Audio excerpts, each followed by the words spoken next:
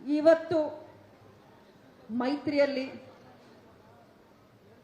ಅವರು JDS ಪಕ್ಷದೊಂದಿಗೆ ಹೊಂದಾಣಿಕೆ ಆಗಿದೆ. ಬದಲಾದ ಪರಿಸ್ಥಿತಿ, ಅದೇ ಬದಲಾದ ಸವಾಲು ನಮ್ಮ ಮುಂದೆ ಇದೆ. ನಿಮಗೊಂದು ವಿಷಯ ತಿಳಿದಿರಲಿ, ಒಂದು ಕಿವಿ ಮಾತು ಹೇಳ್ತೀನಿ. ನಾನು ಕೊನೆಯ ಗಳಿಗೆಯವರೆಗೂ ಮಂಡ್ಯ ಸೀಟನ್ನು BJPನೇ ಉಳಿಸ್ಕೊಳ್ಳಿ ಅನ್ನೋವಂಥ ಪ್ರಯತ್ನ, ಹೋರಾಟ ಮಾಡ್ತಾನೆ ಬಂದೆ. ಅದು ನಿಮ್ಮೆಲ್ರಿಗೂ ತಿಳಿದಿದೆ ಅಂತ ಭಾವಿಸಿದ್ದೀನಿ. ಪ್ರತಿಯೊಂದು ಚರ್ಚೆ ಬಂದಾಗ ಬೇರೆ ಬೇರೆ ಸಲಹೆಗಳು, ಬೇರೆ ಬೇರೆ ಅವಕಾಶಗಳು ನನ್ನ ಮುಂದೆ ಬಂದವು. ಬೆಂಗಳೂರು ಉತ್ತರ ನಿಂತ್ಕೋತೀರಾ ಅಂದರು, ಮೈಸೂರು ನಿಂತ್ಕೊಳ್ತೀರಾ, ಕೊನೆಗೆ ಚಿಕ್ಕಬಳ್ಳಾಪುರ ಅಲ್ಲಿ ಖಾಲಿ ಇದೆ, ಅಲ್ಲಾದರೂ ಓಕೆನಾ ಅನ್ನೋ ಅಂಥ ಮಾತುಗಳು ಬೇರೆ ಬೇರೆ ಲೀಡರ್ಗಳು ನನ್ನ ಮುಂದೆ ಇಟ್ಟರು. ಆದರೆ ನಾನು ಯಾವುದೇ ಕಾರಣಕ್ಕೂ ನಾನು ಎಲ್ಲೂ ಹೋಗಲ್ಲ. ನಾನು ಇದ್ದರೂ ನಿಂತರೂ ಗೆದ್ದರೂ ಸೋತರೂ ಮಂಡ್ಯ ಬಿಟ್ಟು ನಾನು ಎಲ್ಲೂ ಹೋಗಲ್ಲ ಅನ್ನೋಂಥ ಮಾತನ್ನು ನಾನು ಹೇಳಿದೆ. ಗೆಳೆಯರೇ ನಮಸ್ಕಾರ, ಹೇಗಿದ್ದೀರಿ ಎಲ್ಲರೂ? ಕಳೆದ 5 ವರ್ಷದ ಹಿಂದೆ ಯಾರೂ ಕೂಡ ಅಂದ್ಕೊಂಡಿರಲಿಲ್ಲ ಇಂತಹ ಒಂದು ದಿನ ಬರುತ್ತೆ ಅಂತ. ಯಾಕಂದರೆ 5 ವರ್ಷದ ಹಿಂದಿನ ಮಂಡ್ಯ ಲೋಕಸಭಾ ಚುನಾವಣೆಯ ಕಾವು ಇದ್ದಿದ್ದು ಅದೇ ರೀತಿ. ಆದರೆ 5 ವರ್ಷದ ಹಿಂದೆ ಎದುರಾಳಿಗಳಾಗಿದ್ದವರು ಇಂದು ಒಟ್ಟಿಗೆ ಚುನಾವಣೆ ಎದುರಿಸ್ತಾರೆ ಅಂತ ಯಾರೂ ಅಂದ್ಕೊಂಡಿರಲಿಲ್ಲ. ಸುಮಾರು 20 ದಿನಗಳಿಂದ ಮಂಡ್ಯ ಲೋಕಕಣದಲ್ಲಿ ಇದ್ದದ್ದು ಒಂದೇ ಚರ್ಚೆ. ಅದು ಹಾಲಿ ಸಂಸದೆ ಸುಮಲತಾ ಅಂಬರೀಶ್ ಏನು ಮಾಡ್ತಾರೆ, ಅವರು ಮತ್ತೊಮ್ಮೆ ಚುನಾವಣೆಯಲ್ಲಿ ಸ್ಪರ್ಧೆ ಮಾಡ್ತಾರಾ ಅಥವಾ ಇಲ್ಲಿನ ಮೈತ್ರಿ ಅಭ್ಯರ್ಥಿ HD ಕುಮಾರಸ್ವಾಮಿ ಅವರನ್ನು ಬೆಂಬಲಿಸ್ತಾರಾ ಅನ್ನೋದು.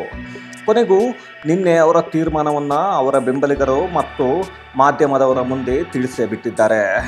ನಾನು JDSಗೆ ಬೆಂಬಲ ನೀಡ್ತೇನೆ. ಬದಲಾದ ರಾಜಕಾರಣದಲ್ಲಿ ಮಂಡ್ಯ ಕ್ಷೇತ್ರವನ್ನು ಅವರಿಗೆ ಬಿಟ್ಟುಕೊಟ್ಟಿದ್ದಾರೆ. ಒಬ್ಬ ಪ್ರಧಾನಿ ನನ್ನನ್ನು ಕರೆಸಿ ಮಾತನಾಡಿದ್ದಾರೆ. ಅದಕ್ಕಿಂತ ಇನ್ನೇನು ಬೇಕು ನನಗೆ? ನಾವೇನು ಕಳೆದ ಚುನಾವಣೆಯಲ್ಲಿ ಎದುರಾಳಿಗಳಾಗಿದ್ದೆವು.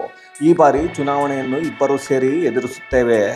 ಇಲ್ಲಿ ನರೇಂದ್ರ ಮೋದಿಯವರನ್ನು ನಾವು ಒಂದು ಪ್ರಧಾನಮಂತ್ರಿ ಮಾಡುವುದು ಮಾತ್ರ ನಮ್ಮ ಉದ್ದೇಶವಾಗಿದೆ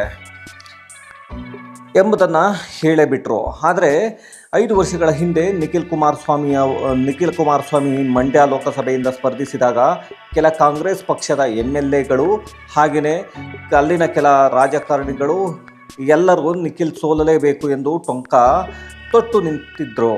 ಹಾಗೆಯೇ ಈ ಬಾರಿ ಮೈತ್ರಿ ಮಾಡಿಕೊಂಡಿರುವ BJP ಕೂಡ ಸುಮಲತಾ ಅವರಿಗೆ ಬೆಂಬಲವನ್ನು ನೀಡಿತ್ತು. ಆದರೆ ಇಲ್ಲೊಂದು ತಮಾಷೆ ಅನ್ನಿಸೋದು ಏನು ಅಂದರೆ, ಕಳೆದ ಬಾರಿ ನಿಖಿಲ್ ಕುಮಾರಸ್ವಾಮಿ ಕಾಂಗ್ರೆಸ್ JDS ಮೈತ್ರಿ ಅಭ್ಯರ್ಥಿಯಾಗಿ ಸ್ಪರ್ಧಿಸಿದ್ರು ಕೂಡ ಅಲ್ಲಿ ಕಾಂಗ್ರೆಸ್ ನಾಯಕರು ಸುಮಲತಾ ಪರ ಕೆಲಸ ಮಾಡಿದ್ರು. ಯಾಕೆಂದರೆ ಸ್ವತಃ ಕಾಂಗ್ರೆಸ್ ನಾಯಕರಿಗೆ ಇಷ್ಟ ಇರಲಿಲ್ಲ ನಿಖಿಲ್ ಕುಮಾರಸ್ವಾಮಿ ಅಲ್ಲಿ MP ಆಗಿ ಇರುವಂಥದ್ದು. ಹಾಗೆಯೇ BJP ಕೂಡ ಬಾಹ್ಯ ಬೆಂಬಲವನ್ನು ಕೊಟ್ಟಿದ್ದರಿಂದ ಏನು ಸುಮಲತಾ ಅವರು ಪಕ್ಷೇತರರಾಗಿ ಆಯ್ಕೆಯಾದರು. ಹಾಗೆಯೇ ಆಯ್ಕೆಯಾದ ನಂತರ ಕೂಡ ಅವರು ಸುಮಲತಾ ಅವರು BJPಯನ್ನೇ ಬೆಂಬಲಿಸಿದ್ರು. ಇನ್ನು ಈ ಬಾರಿ ಸ್ಪರ್ಧಿಸಿದ್ದರೂ ಗೆಲುವು ಸುಲಭವಾಗಿಲ್ಲ. ಸುಮಲತಾ ಅವರು ಅಪ್ಪಿತಪ್ಪಿ ಸ್ಪರ್ಧಿಸಿದ್ರು ಕೂಡ ಅವರ ಗೆಲುವು ಕಷ್ಟ ಅನ್ನೋದು ಅವರಿಗೂ ತಿಳಿದಿತ್ತು. ಯಾಕಂದರೆ ಈ ಬಾರಿ ಅಲ್ಲಿ ಟಿಕೆಟ್ ಕೊಟ್ಟಿರೋದು ಸ್ವತಃ HD ಕುಮಾರಸ್ವಾಮಿ ಅವರಿಗೆ. HD ಕುಮಾರಸ್ವಾಮಿ ಅವರೇ ಸ್ವತಃ ಕಣಕ್ಕೆ ಇಳಿದಾಗ ಸುಮಲತಾ ಅವರು ಸ್ಪರ್ಧಿಸಿ ಗೆಲ್ಲೋದು ಸುಲಭದ ಮಾತಲ್ಲ.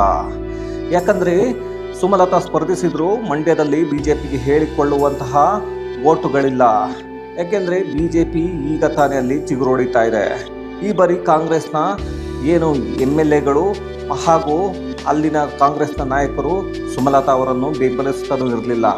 ಯಾಕಂದರೆ ಈಗಾಗಲೇ ಅವರು BJP ಸೇರೋದು ಖಚಿತವಾಗಿತ್ತು. ಇನ್ನು ಕಳೆದ ಬಾರಿಯ ಸ್ವಾಭಿಮಾನಿ ಅಲೆ ಅದು ಈ ಬಾರಿ ವರ್ಕೌಟ್ ಆಗ್ತಾ ಇರಲಿಲ್ಲ. ಮಂಡ್ಯದ ಮತದಾರರು ಕೂಡ ಸುಮಲತಾ ಅವರ ವಿರುದ್ಧವೇ ಮಾತಾಡ್ತಾ ಇದ್ದಾರೆ. ಗೆದ್ದ ಮೇಲೆ ಇಲ್ಲೇ ಮನೆ ಮಾಡ್ತೀನಿ, ಅದು ಮಾಡ್ತೀನಿ, ಇದು ಮಾಡ್ತೀನಿ ಅಂದರು, ಏನೂ ಮಾಡಲಿಲ್ಲ ಅನ್ನೋದನ್ನು ಕೂಡ ಅಲ್ಲಿನ ಮತದಾರ ಹೇಳಿದ್ರು.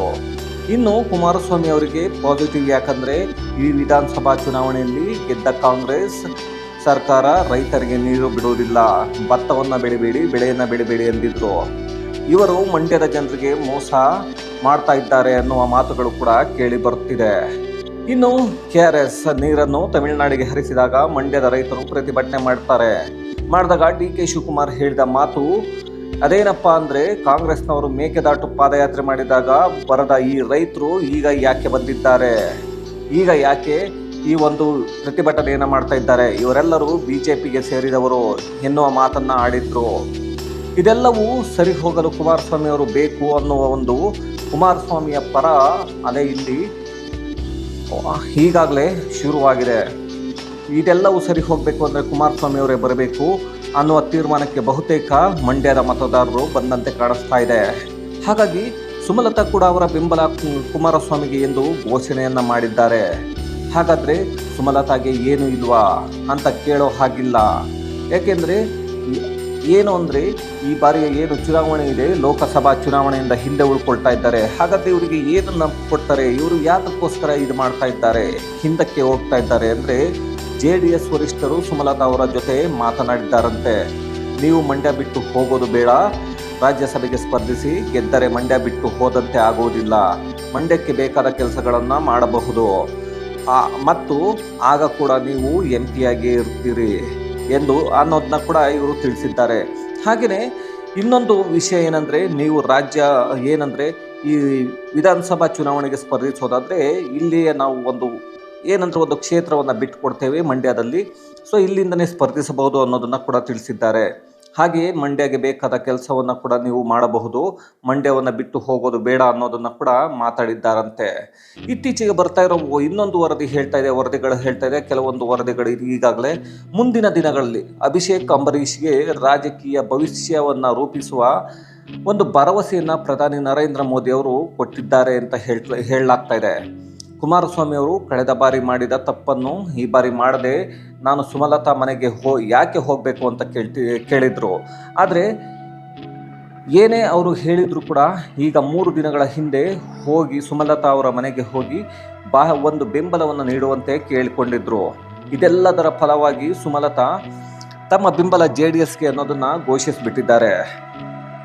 ಯಾಕೆಂದರೆ ಇಂದು ವರಿಷ್ಠ ಅಂದರೆ ಅವರ ಬೆಂಬಲಿಗರು ಹಾಗೆ ಎಲ್ಲರನ್ನ ಏನು ಮಾಧ್ಯಮ ಮಿತ್ರರನ್ನು ಕರೆದು ನನ್ನ ಬೆಂಬಲ JDSಗೆ ಬದಲಾದ ದಿನಗಳಲ್ಲಿ ಯಾವ ರೀತಿಯಾಗಿ ಬದಲಾಗಬೇಕು ಹಾಗೆ ಬದಲಾಗಿದ್ದೇನೆ, ಈ ಬಾರಿ ನಾನು ಇಂಡಿಪೆಂಡೆಂಟ್ ಆಗಿ ನಿಂತು ಪಕ್ಷೇತರರಾಗಿ ನಿಂತು ನಾನು ಚುನಾವಣೆಯನ್ನು ಎದುರಿಸೋದಕ್ಕೆ ಆಗೋದಿಲ್ಲ ಅನ್ನೋದು ಅವರಿಗೂ ಕೂಡ ಗೊತ್ತಿದೆ. ಹಾಗೆಯೇ JDSನಲ್ಲಿ ಕಳೆದ ಬಾರಿ ಬಹಳಷ್ಟು ನಾಯಕರು ಮಾಡಿದ್ದಂತಹ ತಪ್ಪುಗಳೇನೆಂದರೆ ಅದರಿಂದಲೇ ಸರಿಸುಮಾರು ಅರ್ಧದಷ್ಟು ಸೋತದ್ದು JDS ಅನ್ನೋದಿದೆ. ಅದೇನೆಂದರೆ ಅಲ್ಲಿನ JDSನ ನಾಯಕರು ಏನಿದ್ರು, ಮಂಡ್ಯದ JDS ನಾಯಕರು ಬಾಯಿಗೆ ಬಂದ ಹಾಗೆ ಮಾತನಾಡಿದ್ದು. ಅಂದರೆ MLAಗಳೆಲ್ಲರೂ ಬಾಯಿಗೆ ಬಂದ ಹಾಗೆ ಸುಮಲತಾ ಅವರ ಬಗ್ಗೆ ಕೆಲವೊಂದು ಮಾತುಗಳನ್ನಾಡಿದರು. ಆ ಮಾತುಗಳೇ ಅವರಿಗೆ ಮುಳುವಾಗಿತ್ತು. ಹಾಗಾದರೆ ಕಾಂಗ್ರೆಸ್ ನಾಯಕರು ಸುಮಲತಾ ಸ್ಪರ್ಧೆ ಮಾಡಿದರೆ ತಮ್ಮ ಅಭ್ಯರ್ಥಿ ಸ್ವಲ್ಪ ಸುಲಭವಾಗಬಹುದು, ಅಂದರೆ ಗೆಲ್ಲುವುದು ಸುಲಭವಾಗಬಹುದು ಅಂತ ಅಂದ್ಕೊಂಡಿದ್ರು. ಏನು ಸ್ಟಾರ್ ಚಂದ್ರು ಅವರು ಈಗ ಕಾಂಗ್ರೆಸ್ನಿಂದ ನಿಂತಿದ್ದಾರೆ, ಗೆಲುವು ಸುಲಭ ಆಗುತ್ತೆ ಏನಾದರೂ ಸುಮಲತಾ ನಿಂತ್ಕೊಂಡ್ರೆ. ಯಾಕೆಂದರೆ ಸುಮಲತಾಗೆ ಸ್ವಲ್ಪ ಓಟ್ಗಳು ಹೋದರೆ ನಮಗೆ ಓಟ್ಗಳು ಬರೋದು ನಮಗೆ ಬಂದೇ ಬರುತ್ತೆ, ಕುಮಾರಸ್ವಾಮಿ ಅವರಿಗೆ ಬರಬೇಕಾಗಿರೋ ಓಟು ಅಲ್ಲಿ ಡಿವೈಡ್ ಆದರೆ ನಮಗೆ ಗೆಲುವು ಸುಲಭ ಅನ್ನೋದನ್ನು ಒಂದು ಲೆಕ್ಕಾಚಾರವನ್ನು ಹಾಕಿದಾಗಿತ್ತು. ಈಗ ಏನು ಮಾಡೋದು ಅಂತ ತಿಳಿದೇ ಕುಳಿತುಕೊಂಡು ಸುಮಲತಾ ವಿರುದ್ಧ ಮಾತಾಡ್ತಾ ಇದ್ದಾರೆ. ಸುಮಲತಾ ಅವರು ಇವರ ಜೊತೆಗೆ ಹೋದರು ಹಾಗೆ ಹೀಗೆ ಅಂತ. ಹಾಗೆಯೇ DK ಶಿವಕುಮಾರ್ ಕೂಡ ಒಂದು ಹೇಳಿಕೆಯನ್ನು ಕೊಟ್ಟಿದ್ರು, ನಮಗೆ ಸುಮಲತಾ ಅವಶ್ಯಕತೆ ಇಲ್ಲ, ಕಾಂಗ್ರೆಸ್ಗೆ ಬೇಕಾಗಿಲ್ಲ ಅಂತ. ಇನ್ನು ಸುಮಲತಾ ಅವರು ಏಪ್ರಿಲ್ 6ನೇ ತಾರೀಕು ಅಧಿಕೃತವಾಗಿ ಬಿಜೆಪಿಯನ್ನು ಸೇರಿಕೊಳ್ತಾರೆ ಅನ್ನೋ ಮಾಹಿತಿಗಳು ಕೂಡ ಇದೆ. ಅಂದರೆ ಇಲ್ಲಿಯವರೆಗೂ ಅವರು BJPಗೆ ಬೆಂಬಲವನ್ನು ಕೊಟ್ಟಿದ್ರು, ಆದರೆ ಈಗ ಅಧಿಕೃತವಾಗಿ ಏನು ಏಪ್ರಿಲ್ 6ನೇ ತಾರೀಕು BJಪಿಯನ್ನು ಸೇರ್ಕೊಳ್ತಾರೆ ಅನ್ನೋದು ಈಗಾಗಲೇ ಹೇಳಲಾಗ್ತಾ ಇದೆ. ಇದು ಸುಮಲತಾ ಅಂಬರೀಷ್ ಇವರಿಗೆ JDSಗೆ ಬೆಂಬಲವನ್ನು ಘೋಷಣೆ ಮಾಡಿದ್ರ ಬಗ್ಗೆ ಕುರಿತಾದಂತಹ ಒಂದು ಮಾಹಿತಿ. ಹಾಗೆಯೇ ಈ ಒಂದು ವಿಡಿಯೋ ಇಷ್ಟ ಆಗಿದ್ದರೆ ದಯವಿಟ್ಟು ಸಬ್ಸ್ಕ್ರೈಬ್ ಮಾಡಿ, ಹಾಗೆ ಲೈಕನ್ನು ಮಾಡಿ, ಕಮೆಂಟ್ಸ್ನಲ್ಲಿ ನಿಮಗೇನು ಅನ್ನಿಸ್ತು ಅನ್ನೋದನ್ನು ತಿಳಿಸಿ. ವಿಡಿಯೋ ನೋಡಿದ್ದಕ್ಕಾಗಿ ಧನ್ಯವಾದಗಳು. ನಮಸ್ಕಾರ.